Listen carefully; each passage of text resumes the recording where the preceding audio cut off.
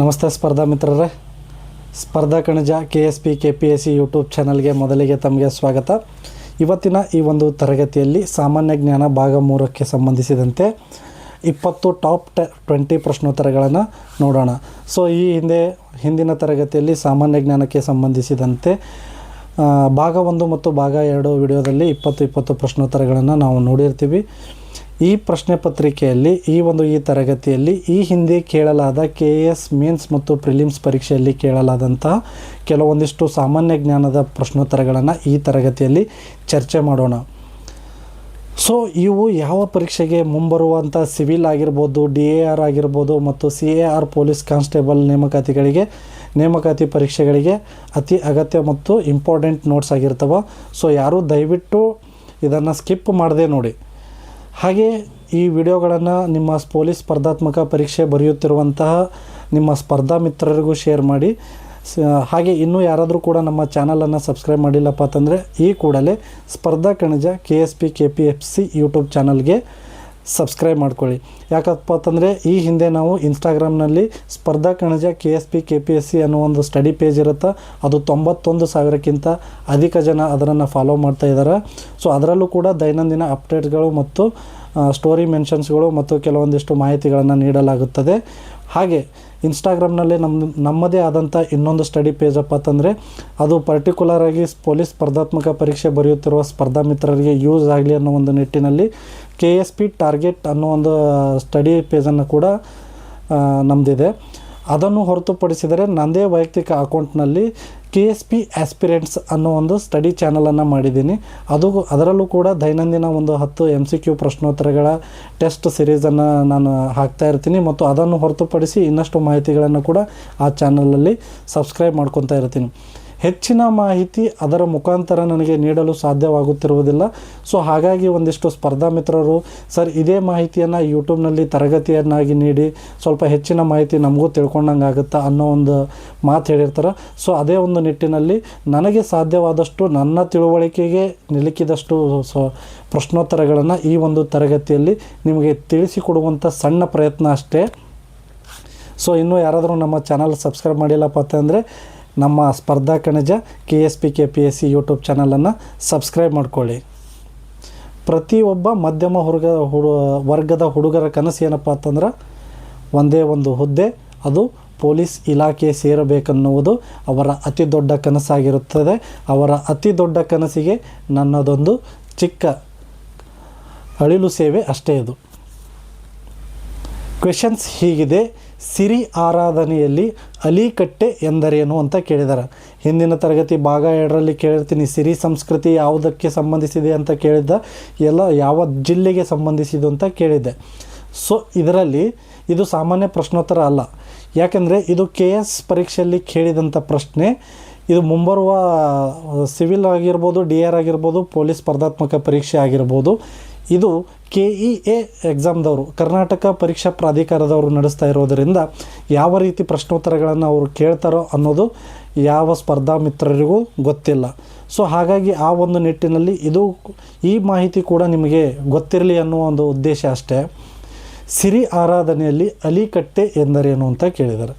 ಒಂದು ದೈವದ ಮನೆ, B ಸಿರಿಯ ಸಮಾಧಿ ಸ್ಥಳ, C ಭೂತಕೋಲ ನಡೆಯುವ ಜಾಗ, D ನೀರು ತುಂಬುವ ಕೊಳ. ಸರಿಯಾದ ಉತ್ತರ ಆಪ್ಷನ್ B ಸಿರಿಯ ಸಮಾಧಿ ಸ್ಥಳ. ತುಳುನಾಡಿನ ಜಾನಪದ ನೃತ್ಯವಾಗಿದ್ದು ಇದು ದೈವಿಯ ನೃತ್ಯಗಾರನಾಗಿ ಯಾರು ಇರ್ತಾರಪ್ಪ ಅಂತಂದ್ರೆ ಇದರಲ್ಲಿ ಮಹಿಳೆಯರು ಇರ್ತಾರೆ. ಭೂತಕೋಲದಲ್ಲಿ ಮತ್ತು ನೀವು ಇದರಲ್ಲಿ ನೋಡಿರ್ಬೋದು ದೈವಾರಾಧನೆಯಲ್ಲಿ ಅತಿ ಹೆಚ್ಚು ಗಂಡು ಮಕ್ಕಳು ದೈವ ನರ್ತಕರಾಗಿರ್ತಾರೆ. ಆದರೆ ಸಿರಿ ಸಂಸ್ಕೃತಿಯಲ್ಲಿ ಯಾರು ದೈವ ನರ್ತಕಿ ಆಗಿರ್ತಾರಪ್ಪ ಅಂತಂದ್ರೆ ಮಹಿಳೆಯರು ಆಚರಣೆ ಮಾಡುವಂಥದ್ದೇ ಇದು ಸಿರಿ. ಹಾಗಾಗಿ ಸಿರಿಯ ಸಮಾಧಿಗೆ ಪ್ರತಿ ವರ್ಷ ಅವಳ ನೆನಪಿಗಾಗಿ ಅಲಿಕಟ್ಟೆಯನ್ನು ಮಹಿಳೆಯರು ಕಟ್ಟುತ್ತಾರೆ. ಇದು ದಕ್ಷಿಣ ಕನ್ನಡ ಮತ್ತು ಉಡುಪಿ ಪ್ರಾಂತ್ಯಗಳಲ್ಲಿ ಅತಿ ಹೆಚ್ಚು ಪ್ರಚಲಿತದಲ್ಲಿರುವಂಥದ್ದು. ಇದು 2017 KS ಪರೀಕ್ಷೆಯಲ್ಲಿ ಕೇಳಿರ್ತಾರೆ, ನೆನಪಿಡಿ. ಮುಂದಿನ ಪ್ರಶ್ನೆ ಹೀಗಿದೆ: ಮಯೂರ ಶರ್ಮ ಅಥವಾ ಮಯೂರವರ್ಮ ಯಾವ ಪಲ್ಲವ ರಾಜನನ್ನು ಸೋಲಿಸಿದ ಅಂತ ಕೇಳಿದ್ದಾರೆ. ಕ್ವೆಶನ್ ಈಸಿನೇ ಆಗ್ಬೋದು, ಆದರೆ ಎಕ್ಸಾಮ್ನಲ್ಲಿ ಅದು ಹಾರ್ಡಾಗೆ ಕಾಣುತ್ತೆ. ಯಾಕಂದ್ರೆ ಅಲ್ಲಿರುವ ನಮ್ಮ ಮೈಂಡ್ ಸೆಟ್ಟೇ ಬೇರೆ ಆಗಿರುತ್ತೆ. ಸೊ ಹಾಗಾಗಿ ನೋಡಿಕೊಂಡು ನಿಮ್ಮ ಉತ್ತರಗಳನ್ನು ಆದಷ್ಟು ಮಟ್ಟಿಗೆ ಕರೆಕ್ಟಾಗಿ ಯೋಚನೆ ಮಾಡಿ ಹಾಕಿರಿ. A Shivaskanda Varma, B Vishnugopa, C Simhavarma, D Mahendra Varma. ಸರಿಯಾದ ಉತ್ತರ ಆಪ್ಷನ್ ಎ ಶಿವಸ್ಕಂದ ವರ್ಮನನ್ನು ಸೋಲಿಸಿ ಮಯೂರವರ್ಮ ಬನವಾಸಿ ಕದಂಬರ ವಂಶವನ್ನು ಸ್ಥಾಪಿಸ್ತಾರೆ. ಅದರ ಸ್ವತಂತ್ರ ಮೊದಲ ರಾಜನು ಮಯೂರ ಶರ್ಮನೇ. ಬನವಾಸಿ ಶಾಸನದಲ್ಲಿ ಇದನ್ನು ಉಲ್ಲೇಖ ಮಾಡಲಾಗಿದೆ. ಯಾವ ಮಯೂರ ಶರ್ಮ ಯಾವ ಪಲ್ಲವ ರಾಜನನ್ನು ಸೋಲಿಸಿದಂಥ ಯಾವ ಶಾಸನದಲ್ಲಿ ನಮೂದಿಸಲಾಗಿದೆಪ್ಪ ಅಂತಂದ್ರೆ ಅದು ಬನವಾಸಿ ಶಾಸನದಲ್ಲಿ ನಮೂದಿಸಲಾಗಿದೆ. ಇದು KS 2015 ಪ್ರಿಲಿಮ್ಸ್ ಪರೀಕ್ಷೆಯಲ್ಲಿ ಕೇಳಿದಂಥ ಪ್ರಶ್ನೆ. ಕ್ವೆಶನ್ ನಂಬರ್ ಹೀಗಿದೆ: ಉತ್ತರ ಮೆರೂರು ಶಾಸನ ಯಾವುದಕ್ಕೆ ಸಂಬಂಧಿಸಿದೆ ಅಂತ ಕೇಳಿದ್ದಾರೆ. ಈ ಪ್ರಶ್ನೆ ನೋಡಿದ ತಕ್ಷಣ ಕೆಲವೊಂದಿಷ್ಟು ಪೇಪರ್ಗಳನ್ನು ಸಾಲ್ವ್ ಮಾಡಿದಂಥ ಸ್ಪರ್ಧಾ ಮಿತ್ರರುಗಳ ಕಣ್ಣು ಅರಳು ಬಿಡ್ತಾವೆ. ಇದು ಇಷ್ಟು ಈಜಿ ಹಾಕ್ಬಿಡ್ಬೋದು ಇದಕ್ಕಂತೇಳಿ. ಯಾಕಂದ್ರೆ ಇದು ಅಷ್ಟೊಂದು ಭಾರಿ ಈ ಪ್ರಶ್ನೆ ಕೇಳಿದ್ದಾರೆ. ಅವರಿಗೆ ಬ್ಯಾಸರಿಲ್ರಿ ಈ ಪ್ರಶ್ನೆ ಕೇಳೋಕೆ. ಅಷ್ಟು ಸಲ ಕೇಳಿದ್ದಾರೆ ಪೊಲೀಸ್ ಮತ್ತು PSI ಸ್ಪರ್ಧಾತ್ಮಕ ಪರೀಕ್ಷೆಯಲ್ಲಿ. ಸೊ ಬರೀ PSI ಪೊಲೀಸ್ ಅಲ್ಲ, KS ಅಲ್ಲೂ ಕೇಳಿದ್ದಾರೆ. ಇದು KS ಸ್ಪರ್ಧಾತ್ಮಕ ಪರೀಕ್ಷೆಯಲ್ಲಿ ಕೇಳಿದಂಥ ಪ್ರಶ್ನೆನೇ. ಆಪ್ಷನ್ಸ್ ಹೀಗಿದೆ: ಭೂದಾನ, ಸ್ಥಳೀಯ ಸ್ವಯಂ ಆಡಳಿತ, ಸಿ ಯುದ್ಧಗಳ ವಿವರ, ಡಿ ದೇವಾಲಯ ನಿರ್ಮಾಣ. ಉತ್ತರ ಮೆರೂರು ಶಾಸನ ಸಂಬಂಧಿಸಿದ ಯಾವುದಪ್ಪ ಅಂದರೆ ಸ್ಥಳೀಯ ಸ್ವಯಂ ಆಡಳಿತಕ್ಕೆ ಸಂಬಂಧಿಸಿದೆ. ಇದು 10ನೇ ಶತಮಾನದಲ್ಲಿ ಚೋಳರ ಅರಸ 1ನೇ ಪಾರಾಂತಕ ಚೋಳನ ಕಾಲದಲ್ಲಿ ಉತ್ತರ ಮೆರೂರು ಶಾಸನವನ್ನು ಹೊರಡಿಸಲಾಗುತ್ತದೆ. ಇದು ಗ್ರಾಮ ಸಭೆ, ವಾರ್ಯಂ ವ್ಯವಸ್ಥೆ ಮತ್ತು ಚುನಾವಣೆ ವ್ಯವಸ್ಥೆಯ ಬಗ್ಗೆ ತಿಳಿಸುವ ಮೊಟ್ಟ ಮೊದಲ ಶಾಸನ ಯಾವುದು ಅಂತ ಕೇಳಿದ್ರೆ ಅದು ಉತ್ತರ ಮೆರೂರು ಶಾಸನ. 1ನೇ ಪಾರಾಂತಕ ಚೋಳ ಏನು ಮಾಡ್ತಾನಪ್ಪ ಅನ್ನೋ ಹೊರಡಿಸ್ತಾನೆ.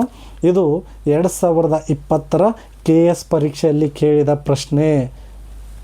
ಇದರ ಮೇಲೆ ಒಂದು ಅಂಕ ಕಟ್ಟಿಟ್ಟ ಬುತ್ತಿ. Question number 4: Kesavananda Bharati versus Kerala ಸರ್ಕಾರದ ಕೇಸಿನಲ್ಲಿ ಸುಪ್ರೀಂ ಕೋರ್ಟ್ ಏನು ಹೇಳುತ್ತಾ ಅಥವಾ ಏನು ತೀರ್ಪು ನೀಡುತ್ತಾ ಅಂತ ಕೇಳಿದ್ದಾರೆ. ಆಪ್ಷನ್ಸ್ ಹೀಗಿದೆ: ಸಂಸತ್ತಿಗೆ ಸಂವಿಧಾನ ತಿದ್ದುಪಡಿ ಮಾಡುವ ಅಧಿಕಾರ ಇಲ್ಲ, ಬಿ ಮೂಲ ರಚನೆಗೆ ಧಕ್ಕೆ ತರುವಂತೆ ತಿದ್ದುಪಡಿ ಮಾಡುವಂತಿಲ್ಲ, ಸಿ ಮೂಲಭೂತ ಹಕ್ಕುಗಳನ್ನು ತೆಗೆದುಹಾಕಬಹುದು, ಡಿ ರಾಷ್ಟ್ರಪತಿಗೆ ವೀಟೋ ಅಧಿಕಾರ ಇಲ್ಲ ಅಂತ ಹೇಳುತ್ತೆ. ಸರಿಯಾದ ಉತ್ತರ ಬಿ ಮೂಲ ರಚನೆಗೆ ಧಕ್ಕೆ ತರುವಂತೆ ತಿದ್ದುಪಡಿ ಮಾಡುವಂತಿಲ್ಲ ಅಂತ 1973ರಲ್ಲಿ ಐತಿಹಾಸಿಕ ತೀರ್ಪನ್ನು ನೀಡಲಾಗುತ್ತದೆ. 13 ನ್ಯಾಯಾಧೀಶರ ಒಂದು ಪೀಠ ಇರುತ್ತೆ. ಇದರಲ್ಲಿ ಇದು ಕ್ವಶನನ್ನು KS 2019 ಮೇನ್ಸ್ನಲ್ಲಿ ಕೇಳಿರ್ತಾರೆ. ಕ್ವೆಶನ್ ನಂಬರ್ 5: ಸಂವಿಧಾನದ ಯಾವ ವಿಧಿ ಅಸ್ಪೃಶ್ಯತೆ ನಿಷೇಧದ ಬಗ್ಗೆ ತಿಳಿಸುತ್ತಾರೆ? ಪೊಲೀಸ್ ಮತ್ತು PSI ಪರೀಕ್ಷೆಯಲ್ಲಿ ಇದು ಪದೇ ಪದೇ ಪದೇ ಪದೇ ಕೇಳುವಂಥ ಪ್ರಶ್ನೆಯಾಗಿರುತ್ತೆ. ಇದು ಕೂಡ ಗಮನದಲ್ಲಿಟ್ಟುಕೊಳ್ಳಿ. ವಿಧಿ 14, ಬಿ ವಿಧಿ 15, ಸಿ ವಿಧಿ 16, ಡಿ ವಿಧಿ 17. ಸರಿಯಾದ ಉತ್ತರ ವಿಧಿ 17 ಅಸ್ಪೃಶ್ಯತೆ ನಿಷೇಧದ ಬಗ್ಗೆ ತಿಳಿಸುವಂಥ ವಿಧಿ. ಅನ್ಟಚಬಿಲಿಟಿ ಈಸ್ ಅಬಾಲಿಷ್ಡ್ ದಂಡನೀಯ ಅಪರಾಧ ಅಥವಾ ಅಸ್ಪೃಶ್ಯತೆ ಅಪರಾಧ ಕಾಯ್ದೆ ಎಷ್ಟರಲ್ಲಿ ಜಾರಿಗೆ ಬರುತ್ತಪ್ಪ ಅಂತಂದ್ರೆ 1955ರಲ್ಲಿ ಅಸ್ಪೃಶ್ಯತೆ ಅಪರಾಧ ಕಾಯ್ದೆ ಜಾರಿಗೆ ಬರುತ್ತಾ. ಈ ಪ್ರಶ್ನೆಯನ್ನು KS 2014, 2022ರಲ್ಲಿ ಕೇಳಿರ್ತಾರೆ. ಮುಂದಿನ ಪ್ರಶ್ನೆ: ಹಣಕಾಸು ಆಯೋಗ ಎಷ್ಟು ವರ್ಷಕ್ಕೊಮ್ಮೆ ರಚನೆಯಾಗುತ್ತದೆ? ಎ 3 ವರ್ಷ, ಬಿ 5 ವರ್ಷ, ಸಿ 6 ವರ್ಷ, ಡಿ 10 ವರ್ಷ. ಸರಿಯಾದ ಉತ್ತರ ಆಪ್ಷನ್ ಬಿ 5 ವರ್ಷ. 5 ವರ್ಷಕ್ಕೊಮ್ಮೆ ಹಣಕಾಸು ಆಯೋಗ ರಚನೆಯಾಗುತ್ತದೆ. ವಿಧಿ 280 ಕೇಂದ್ರ ರಾಜ್ಯ ತೆರಿಗೆ ಹಂಚಿಕೆ ಶಿಫಾರಸು ಮಾಡುತ್ತದೆ. 16ನೇ ಹಣಕಾಸು ಆಯೋಗ 2026ರಿಂದ 31ನೇ ಅವಧಿಯವರೆಗೆ 16ನೇ ಹಣಕಾಸು ಆಯೋಗ ಜಾರಿಯಲ್ಲಿರುತ್ತದೆ. ಈಗ ಪ್ರಸ್ತುತ ಇರುವುದು 16ನೇ ಹಣಕಾಸು ಆಯೋಗ. ನೆನಪಿರಲಿ, ಈ ಕ್ವೆಶನ್ 2021 ಪ್ರಿಲಿಮ್ಸ್ನಲ್ಲಿ ಕೇಳಿರ್ತಾರೆ. ಹಣಕಾಸು ಆಯೋಗ ಎಷ್ಟು ವರ್ಷಕ್ಕೊಮ್ಮೆ ರಚನೆ ಆಗುತ್ತೆ ಅಂಥೇಳಿ. ಮುಂದಿನ ಪ್ರಶ್ನೆ ಹೀಗಿದೆ, ಅಮೃತ್ ಮಹಲ್ ಎಂಬುದು ಯಾವ ತಳಿಯಾಗಿದೆ ಅಥವಾ ಯಾವ ಪ್ರಾಣಿಯ ತಳಿಯಾಗಿದೆ ಅಂತ ಕೇಳಿರ್ತಾನೆ.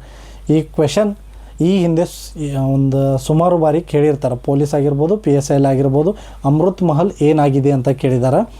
ಸೊ ಆಪ್ಷನ್ಸ್ ಹೀಗಿದೆ: ಎ ಕುರಿ, ಬಿ ಎಮ್ಮೆ, ಸಿ ಹಸು, ಡಿ ಕುದುರೆ. ಸರಿಯಾದ ಉತ್ತರ ಆಪ್ಷನ್ ಸಿ ಹಸು. ಅಮೃತ್ ಮಹಲ್ ಎನ್ನುವುದು ಯಾವುದೇ ಒಂದು ಮಹಲ್ ಆಗಿಲ್ಲ, ಅದು ಒಂದು ಹಸುವಿಗೆ ಇಟ್ಟ ತಳಿಯ ಹೆಸರು. ಅದು ಒಂದು ಹಸುವಿನ ತಳಿ. ಅದು ಅಮೃತ್ ಮಹಲ್ ಎನ್ನುವುದು ಕರ್ನಾಟಕದ ಮೂಲ ತಳಿ ಅನ್ನುವುದು ಕೂಡ ಒಂದು ನೆನಪಿನಲ್ಲಿಡಬೇಕಾದ ಸಂಗತಿ. ಅಮೃತ್ ಮಹಲ್ ತಳಿ ಪ್ರಮುಖವಾಗಿ ಕರ್ನಾಟಕದ ಯಾವ ಭಾಗದಲ್ಲಿ ಹೆಚ್ಚಾಗಿ ಕಂಡು ಬರುತ್ತಪ್ಪ ಅಂತಂದ್ರೆ ಚಿತ್ರದುರ್ಗ, ಹಾಸನ, ಚಿಕ್ಕಮಗಳೂರು ಈ ಪ್ರದೇಶದಲ್ಲಿ ಜಾಸ್ತಿ ಕಂಡುಬರುತ್ತದೆ. ಈ ಪ್ರಶ್ನೆ KS 2018ರಲ್ಲಿ ಕೇಳಿದ್ದರು. 8. ರಾಮ್ಸಾರ್ ತಾಣ ಎಂದು ಕರ್ನಾಟಕದಲ್ಲಿ ಯಾವುದನ್ನು ಘೋಷಿಸಲಾಗಿದೆ ಅಂತ ಕೇಳಿದ್ದಾರೆ. A Kabini, B Ranganathittu, C Magadi ಕೆರೆ. ಇವೆರಡು ನೆನಪಲ್ಲಿಟ್ಕೊಳ್ಳಿ. ಕಬಿನಿ, ರಂಗನತಿಟ್ಟು, ಮಾಗಡಿ ಕೆರೆ, ಬಿ ಮತ್ತು ಸಿ ಎರಡೂ ಕರೆಕ್ಟ್.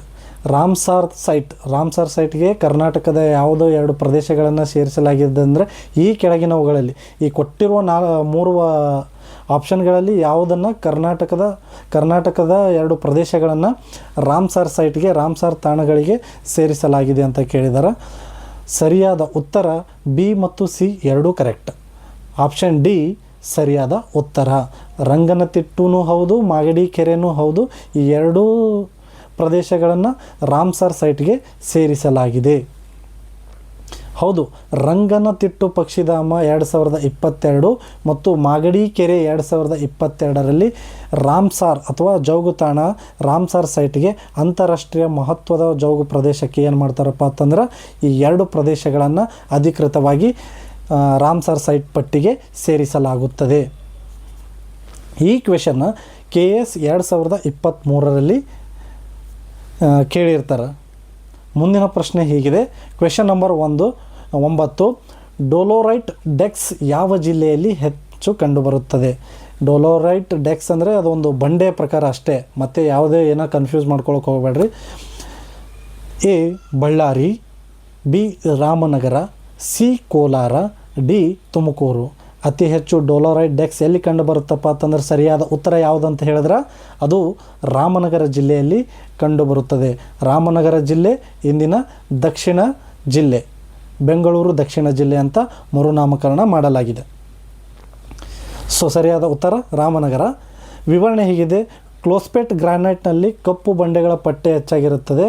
ರಾಮದೇವರ ಬೆಟ್ಟ, ಸಾವನದುರ್ಗ ಇಂಥ ಪ್ರದೇಶಗಳಲ್ಲಿ ಏನಪ್ಪ ಅಂತಂದ್ರೆ ಈ ಡೊಲೊರೈಟ್ ಡೆಕ್ಸ್ ಅತಿ ಹೆಚ್ಚು ಕಂಡುಬರುತ್ತದೆ. ಇದು KS 2016 ಮುಖ್ಯ ಪರೀಕ್ಷೆಯಲ್ಲಿ ಕೇಳಿದಂಥ ಪ್ರಶ್ನೆ. So question number 10. ಇದು FRBM ಕಾಯ್ದೆಯ ಪೂರ್ಣ ರೂಪ ಅಂತ ಕೇಳಿದ್ದಾರೆ. ಇದು ಎಕನಾಮಿಕ್ಸ್ಗೆ ಸಂಬಂಧಿಸಿದಂಥ ಪ್ರಶ್ನೆಯಾಗಿರುತ್ತದೆ. ಸೊ ಗಮನ ಹರಿಸಿ. ಆಪ್ಷನ್ಸ್ ಹೀಗಿದೆ: financial responsibility and budget management, option A. Option B fiscal responsibility and budget management, C federal revenue and budget management, D finance regulation and budget management.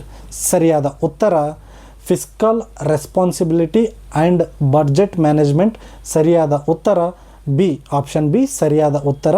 2023ರ ಕಾಯ್ದೆಯಲ್ಲಿ ವಿತ್ತೀಯ ಕೊರತೆಯ GDPಯ 3% ಒಳಗೆ ಇರಬೇಕೆಂದು ತಿಳಿಸುತ್ತದೆ ಮತ್ತು ಸರ್ಕಾರದ ಸಾಲದ ನಿಯಂತ್ರಣ ಅನ್ನು ಹೊಂದಿರುತ್ತದೆ. ಇದು 2020ರ ಮೇನ್ಸ್ ಪರೀಕ್ಷೆಯಲ್ಲಿ ಕೇಳಿರ್ತಾನೆ. KS ಮೇನ್ ಪರೀಕ್ಷೆಯಲ್ಲಿ ಈ ಪ್ರಶ್ನೆಯನ್ನು ಕೇಳಿರ್ತಾರೆ.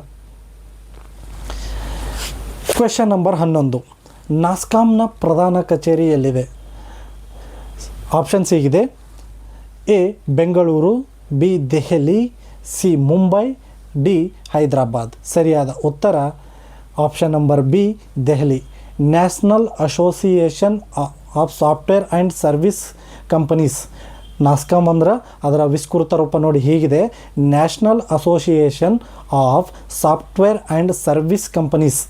1998ರಲ್ಲಿ ಸ್ಥಾಪನೆಯಾದ IT ಉದ್ಯಮದ ಒಂದು ಸಂಘವಾಗಿರುತ್ತದೆ. ಇದು KS 2017 ಪರೀಕ್ಷೆಯಲ್ಲಿ ಕೇಳಿರ್ತಾರೆ.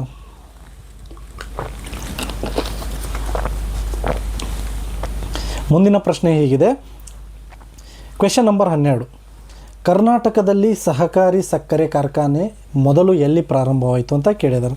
ಆಪ್ಷನ್ಸ್ ಹೀಗಿದೆ.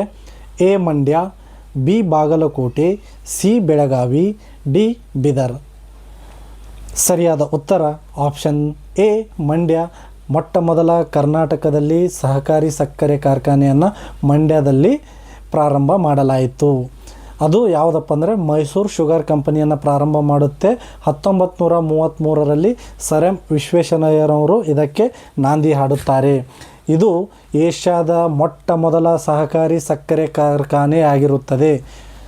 ನೆನಪಿಡಿ, ಏಷ್ಯಾದ ಮೊಟ್ಟ ಮೊದಲ ಸಹಕಾರಿ ಸಕ್ಕರೆ ಕಾರ್ಖಾನೆ ಯಾವುದಪ್ಪ ಅಂದ್ರೆ ಅದು ಮಂಡ್ಯದಲ್ಲಿತ್ತು.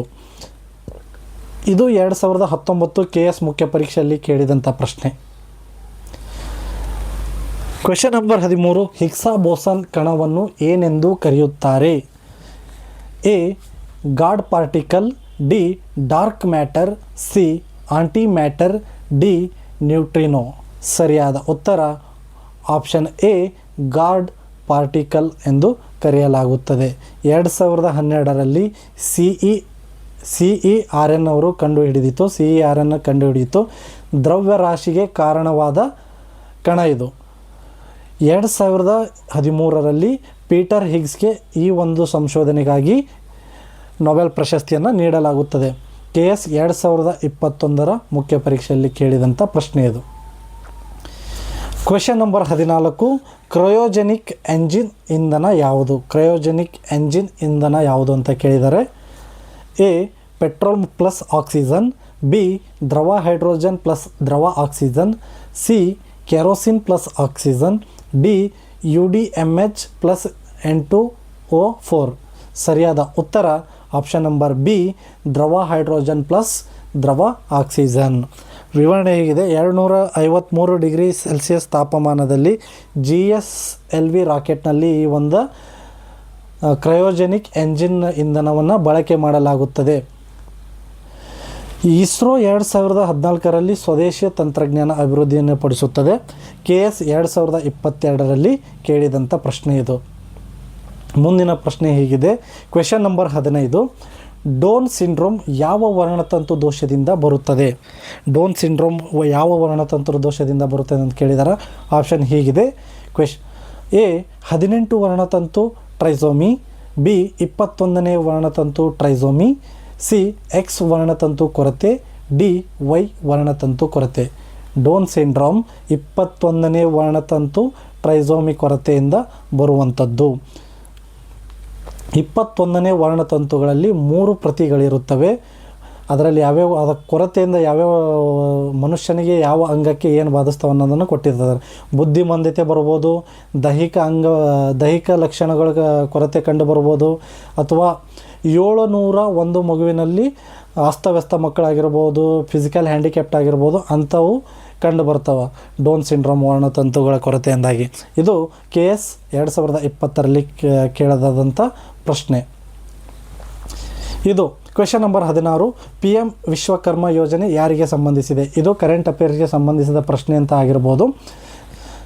A ರೈತರು, B ಸಾಂಪ್ರದಾಯಿಕ ಕುಶಲಕರ್ಮಿಗಳು, C ವಿದ್ಯಾರ್ಥಿಗಳು, D ಮಹಿಳೆಯರು. ನೀವು ತಿಳ್ಕೊಬೇಕು, ವಿಶ್ವಕರ್ಮ ಎಂದಾಗಲೇ ಅಲ್ಲಿ ಕುಶಲಕರ್ಮಿಗಳಿಗೆ ಸಂಬಂಧಿಸಿದೆ ಅಂಥೇಳಿ. PM ವಿಶ್ವಕರ್ಮ ಯೋಜನೆ ಸಾಂಪ್ರದಾಯಿಕ ಕುಶಲಕರ್ಮಿಗಳಿಗೆ ಸಂಬಂಧಿಸಿದೆ. ಸರಿಯಾದ ಉತ್ತರ ಆಪ್ಷನ್ B ಸರಿಯಾದ ಉತ್ತರ. ಇದು 2023ರಲ್ಲಿ ಪ್ರಾರಂಭ ಮಾಡುತ್ತದೆ.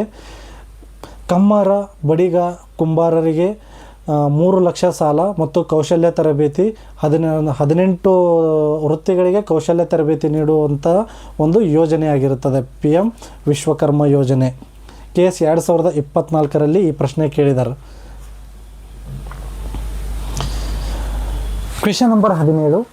ಭಾರತದ 6G ಅಲೈನ್ಸ್ ಯಾವ ಸಚಿವಾಲಯದ ಅಡಿಯಲ್ಲಿ ಬರುತ್ತದೆ ಅಂತ ಕೇಳಿದ್ದಾರೆ. Option A electronics and IT, B ದೂರಸಂಪರ್ಕ, C ವಿಜ್ಞಾನ ಮತ್ತು ತಂತ್ರಜ್ಞಾನ, D ವಾಣಿಜ್ಯ. 6G ಅಲೈನ್ಸ್ ಅಂದಾಗಲೇ ತಿಳ್ಕೋಬೇಕು, ಅದು ದೂರ ಸಂಪರ್ಕ ಸಚಿವಾಲಯದ ಅಡಿಯಲ್ಲಿ ಬರುತ್ತದೆ ಎಂದು. ಆಪ್ಷನ್ ನಂಬರ್ ಬಿ ಸರಿಯಾದ ಉತ್ತರ. 2023ರಲ್ಲಿ ಈ ಒಂದು ಭಾರತ 6G ಅಲೈನ್ಸನ್ನು ಪ್ರಾರಂಭ ಮಾಡಲಾಗುತ್ತದೆ. ಇದರ ಗುರಿ ಏನಾಗಿರುತ್ತಪ್ಪ ಅಂತಂದ್ರೆ 2030ರ ವೇಳೆಗೆ 6G ತಂತ್ರಜ್ಞಾನದ ಅತ್ಯುನ್ನತ ಅಭಿವೃದ್ಧಿಯನ್ನು ಗುರಿಯಾಗಿರುತ್ತದೆ. KS 2024 ಪ್ರಿಲಿಮ್ಸ್ನಲ್ಲಿ ಕೇಳಿದ್ದಾರೆ.